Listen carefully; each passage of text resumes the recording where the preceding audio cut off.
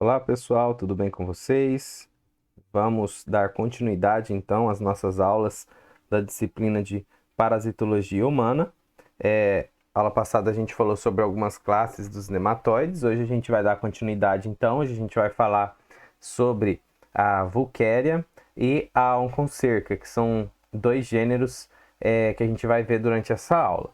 Então, dando continuidade, a gente já viu que as parasitoses elas têm diferentes modos de transmissão, podendo ser pela água, solo, alimentos, de forma sexual, através de animais domésticos e também através de insetos vetores. E hoje a nossa aula então vai estar falando sobre esses vermes que estarão aqui, serão transmitidos através de insetos vetores e estarão aqui dentro dos mosquitos que farão então a transmissão dessa doença ao homem. A gente vai falar então sobre a Vulquéria Brancoft. Ela está classificada então dentro do filo dos Asqueumintos, classe nematoda, ordem Spirurida, a família Oncoceride e a espécie Vulquéria Brancoft. As características dessas filárias têm tamanho variado, podendo ser variado então de 2 a 50 centímetros, são fugiformes, alongadas e não segmentadas, possuem sexo separado, a fêmea vai ser 2 vezes maior que o macho, elas também vão possuir 4 estágios larvais, elas vão ser vivíparas, nesse caso então elas não vão botar ovos, elas vão gerar já as microfilárias, e vai precisar então de um vetor invertebrado que vai ser um mosquito. Aqui a gente vê o desenvolvimento das microfilárias dentro do útero, então esse ovo ele vai ficar retido dentro da fêmea adulta e ele vai se desenvolver aí durante 4 estágios até se liberar a microfilária. Esse E aqui está mostrando então a membrana do ovo que não tem casca, vai formar a bainha de microfilária em algumas espécies de Vulquéria. O desenvolvimento também, então, dessas filárias, elas vão ser, a partir da eclosão do ovo, então, vai liberar a primeira larva, que é a raptitoide, depois vai ter a primeira muda, a segunda muda, aí a terceira muda que vai ser a filarioide, que vai ser a transmissão pela picada do vetor, então, o vetor ele só vai conseguir transmitir então a terceira larva, e aí, a partir disso então ela vai fazer a terceira muda, a quarta muda vai se transformar então em adultos lá dentro dos vertebrados e vão conseguir fazer a reprodução sexuada para continuar o ciclo novamente. As principais filárias no Brasil, então, é a Vulquéria Brancoft, que vai causar a filariose linfática ou elefantíase, e também a gente tem a Oncocerca volvulus, que vai provocar a oncocercose ou cergueira dos rios.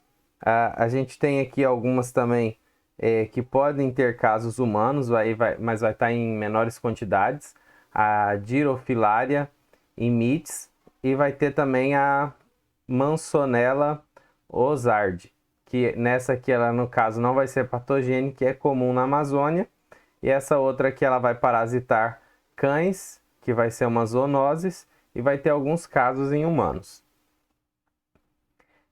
Dependendo então da espécie, das filárias, elas poderão ser diferenciadas de uma espécie para outra através da coloração de azul de metileno ou teste de Gienza.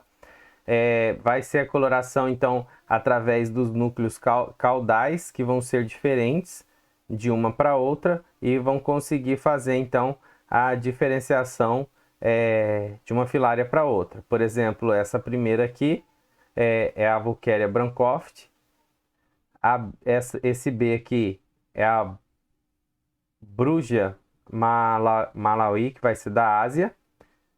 A D aqui, ó, a Oncocerca volvulus, que a gente também vai ver nessa aula. E a G aqui, a Mansonella ozardi, que a gente viu aqui, que ela é não patogênica.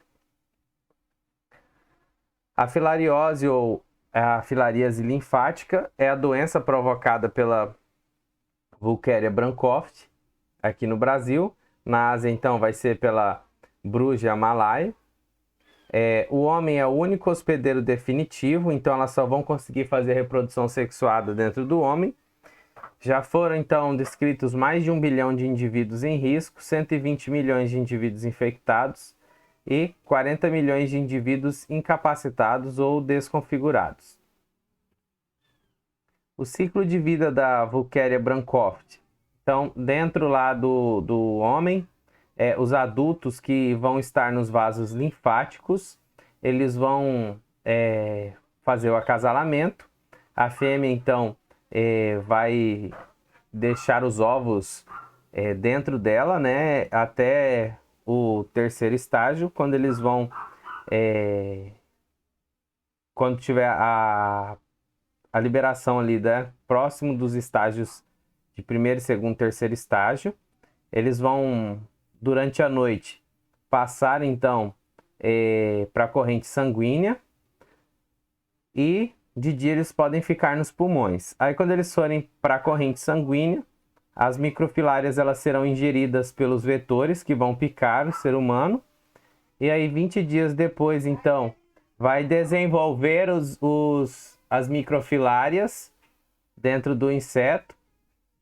E depois disso, eles vão picar novamente e vai liberar as filárias de terceiro estágio no ser humano.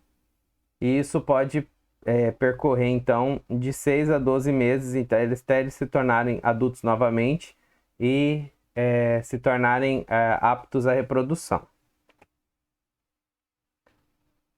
O ciclo da microfilária no inseto, que vai ser o vetor, a gente vê, então, que dentro dele vai ficar, então, a fase 1, a fase 2, a fase 3, a fase 4, e aí eles vão vir aqui para a probóscite, aonde eles vão ser colocados novamente no ser humano.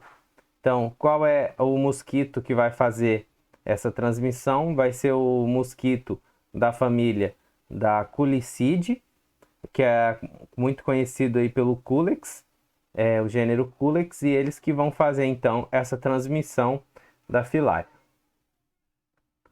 Os vetores e a contaminação. Vão ter poucas larvas por mosquito e poucos mosquitos parasitados, e a contaminação ela vai depender do número de picadas de insetos. Então, dependendo da quantidade de picadas de insetos contaminados, a pessoa ela não vai adquirir a doença. O parasitismo também, sem produção de microfilárias, podendo ser por infecção unissexual, não tendo macho e a fêmea, ou a falta de acasalamentos, que vai ser o isolamento espacial, vai fazer com que a doença também não evolua. E a periodicidade vai ser semelhante entre parasitas e os seus vetores, que vai ser noturna para a Wolkeria brandtcoft e para o Culex. A patologia. Larvas de terceiro estágio são silenciosas, larvas de quarto estágio e adultos elas já vão gerar inflamações locais. As manifestações patológicas, os vermes adultos, eles podem fazer essas manifestações tanto nos linfonodos quanto nos vasos linfáticos.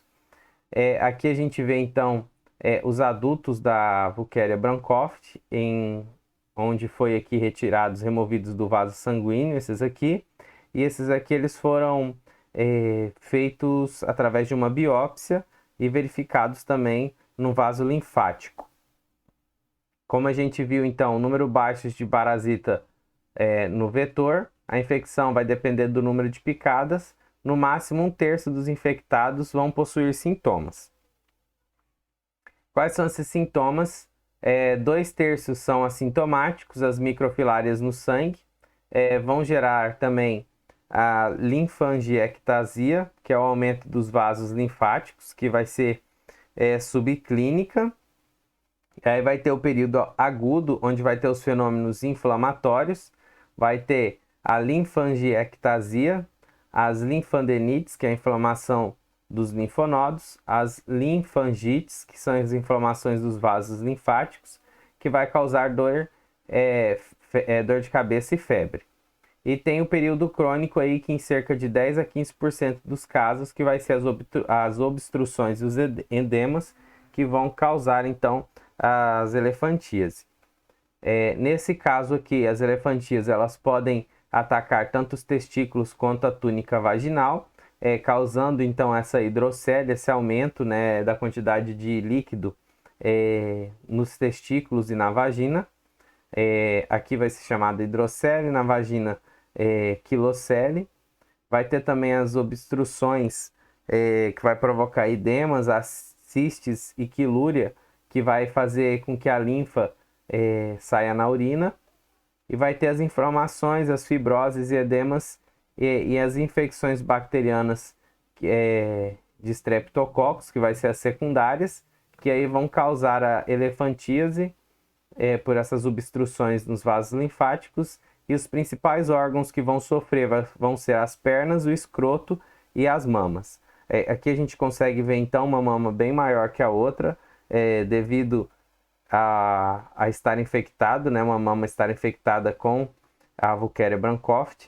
Aqui a gente vê então o testículo provocando a hidrocele, e aqui a gente vê na perna, nessa outra imagem também. Aqui a gente vê então 3 pacientes com elefantíase.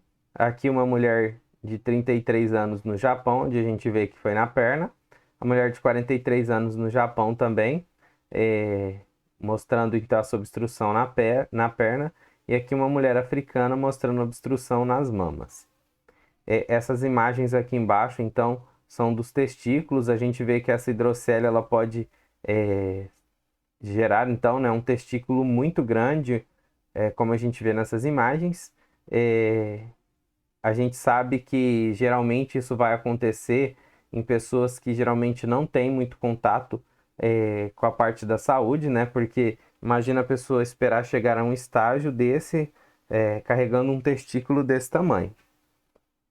Aqui a gente vê então a filariose linfática, que vai provocar essa elefantíase, a filariose subcutânea, que vai provocar então essas manchas nas peles, e a filariose da cavidade serosa, que vai provocar então essas modificações dos tecidos.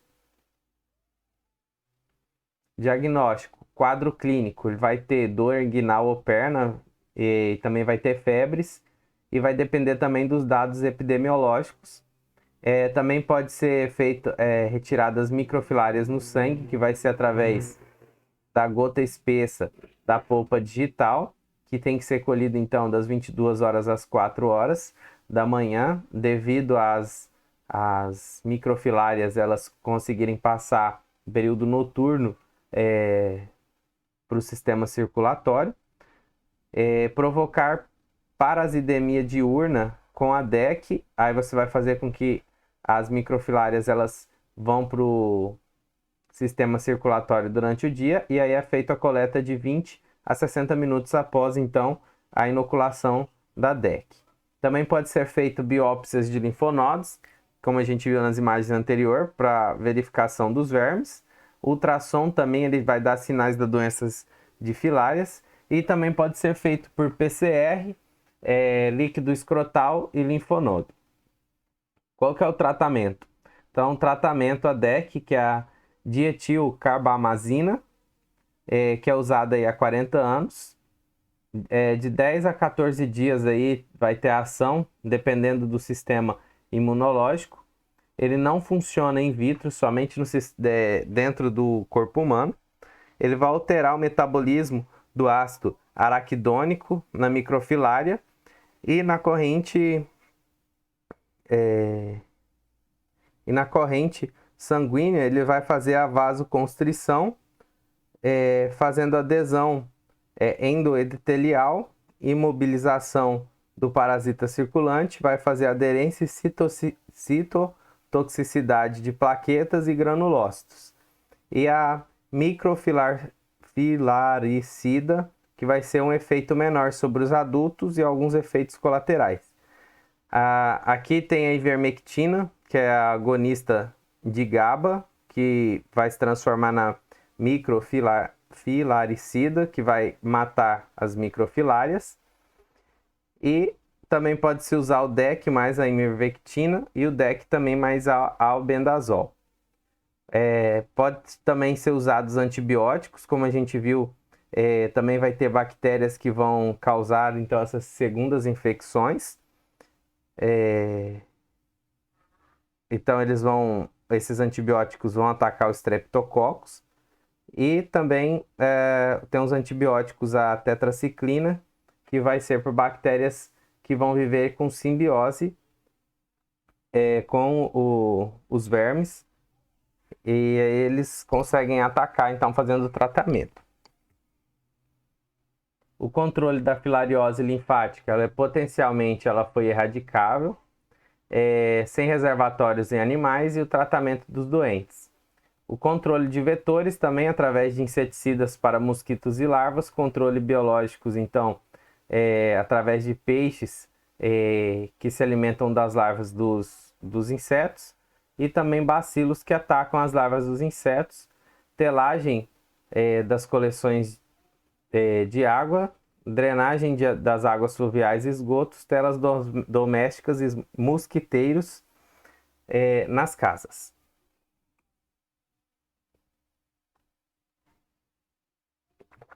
Agora a gente já vai falar sobre esse outro gênero, que principalmente a gente vai tratar sobre essa espécie que é a Onchocerca volvulus, que ela vai causar a oncocercose, ou também conhecida por oncocercíase, que vai ser a cegueira dos rios. Ela é endêmica em 37 países da África Ocidental e Central, também no México, América Central e América do Sul. Em torno de 15 a 37 milhões já de indivíduos infectados e 217 mil indivíduos foram provocados então a cegueira. A Onchocerca volvulus, o homem também vai ser o único hospedeiro definitivo. Os vermes adultos eles vão habitar nódulos subcutâneos encapsulados, formando então a oncocercomas por 9 a 14 anos. O nódulo aí pode ter de 1 a 7 vermes, geralmente enovelados. As fêmeas adultas elas vão possuir em torno de 700 a 1000 microfilárias por dia, e por volta de 2 a 4 meses elas vão fazer isso, e elas vão fazer de 3 a 4 ciclos por ano, então elas vão liberar muitas microfilárias durante o ano. E as microfilárias elas vivem em torno de 6 a 24 meses no tecido subcutâneo e nos vasos linfáticos, dia e noite, né? Fazendo a migração então para a pele, quando outro mosquito ele vai conseguir picar e se contaminar, passando essa doença para outra pessoa. E elas também podem ir para o olho, onde vão provocar a cegueira no indivíduo. O inseto então que vai ser o vetor dessa doença, ele é da família do Simulidae, que vai ser os simulídeos, ou também conhecido por borrachudos. As fêmeas que vão fazer isso, elas vão ter de 2 a 4 milímetros, vão ser mais escuras, e elas vão provocar a coceira no local onde elas picarem. Aqui a gente vê então que tem várias espécies dos gêneros Simulium, que vão viver aí geralmente diferentes regiões do Brasil, que vão conseguir fazer vão ser o vetor dessa doença. Os ovos eles vão ser botados em águas rápidas, aderidos às pedras. As características da larva, então secção circular na forma de adulto, como a gente falou, então eles ficam enroladinhos nos nódulos. As larvas elas vão ter reprodução assexuada, podem viver até 14 anos no hospedeiro humano, a larva.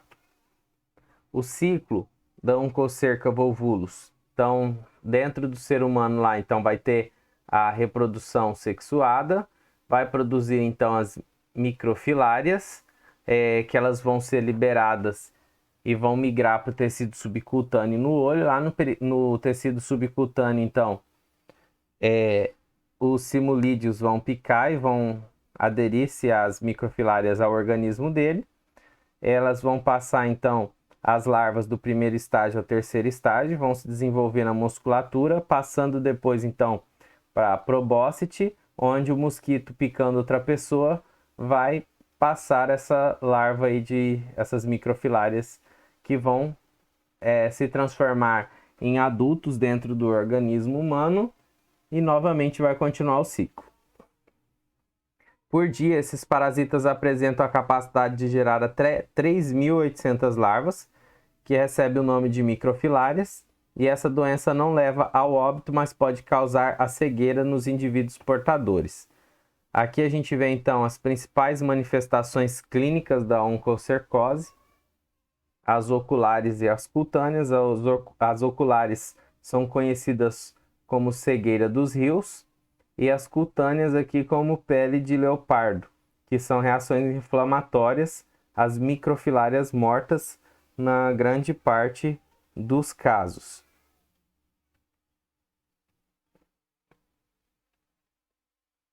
As alterações cutâneas, elas vão depender da resposta inflamatória contra as microfilárias, que vão provocar a hiperqueratose e a despigmentação, que vão provocar essa doença cutânea chamada doença do leopardo, a dermatite oncocerosa aí, que vai causar esse prurido nos olhos, na pele, desculpa, e a forma grave aí vai produzir a liquenificação, e também tem as faces oncocercóticas.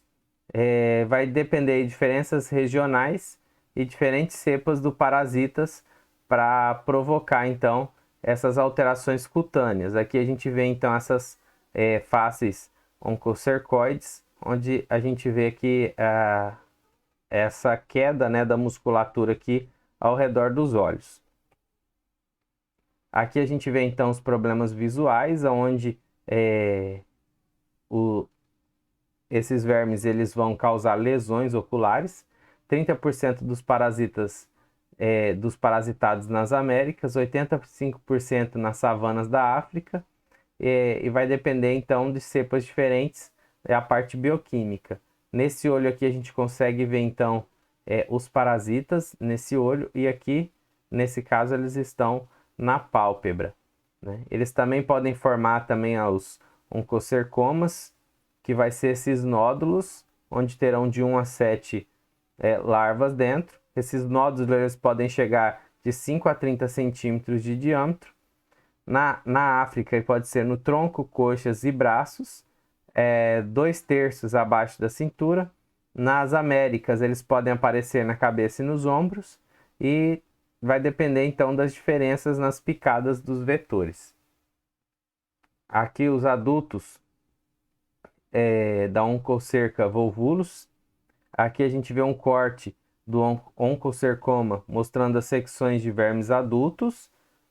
Então foi retirado, nesse caso aqui, esse tumor chamado de oncocercoma, e foi feito a secção aí e cortou os vermes que estavam dentro.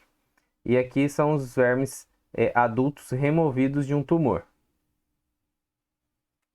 O diagnóstico da oncocercose pode ser clínico aí através dos nódulos, dermatite, prurido, distúrbios visuais, e tem o parasitológico aí, que é através das microfilárias em biópsia de pele, meio a 37 graus, pelo menos 24 horas, que vai ser o melhor.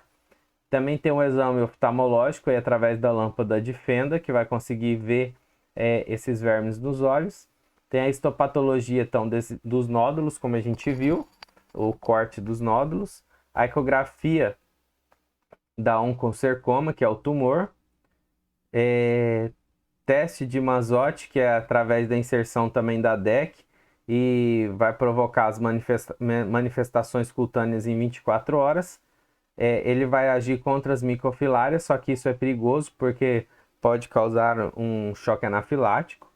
E tem as moleculares também, que estão em estudos e são mais caros, né? Que estão através de coquetel de 3 antígenos, que está em teste na África, e de sondas de DNA. O tratamento da oncocercose é através também da ivermectina, que vai ser microfilaricida, que vai ser em dose única, vai repetir a cada 6 a 12 meses, não é tóxica, e também tem o Merck-Co, que vai fazer essa proctoação de mectizan. A suramina inibe a glicerol 3-fosfato desidrogenase, derivado de ureia. Ela é tóxica, pode causar a hospitalização. E ela vai ser microfilaricida também, em torno de 6 a 7 semanas, e é usada apenas se o tratamento com ivermectina não funcionar. E ela tem que ser feita, então, no hospital. E a retirada do nódulo, que é a nodulectomia. O controle da oncocercose é potencialmente erradicável também, por eles não ter reservatórios. É só fazer o controle de vetores através de inseticidas e bacilos. A Organização Mundial de Saúde, em 1974, aí, eles lançaram 750 mil quilômetros quadrados de larvicidas na África. E em 1995, eles deram 9 milhões de doses de ivermectina. A medida de melhor impacto é o tratamento de doentes. Aqui a gente vê então os maiores parasitas em infecções do homem, e a gente vê que a oncocercose e as filaríases linfáticas, elas estão aqui dentro dessas maiores, porém elas não provocam a mortalidade. A mortalidade é zero, porém provoca-se a elefantíase, no caso das filarioses linfáticas, e provoca a cegueira nas oncocercoses. Tá? Então, pessoal, hoje a gente fica com essas duas doenças, né? A gente fica não, né? Na verdade, a gente estudou sobre essas duas doenças, deixa elas bem longe da gente, né? Fiquem com Deus, até a próxima, e vamos estudar bastante para a gente conseguir erradicar essas doenças do Brasil e do mundo. Abraços.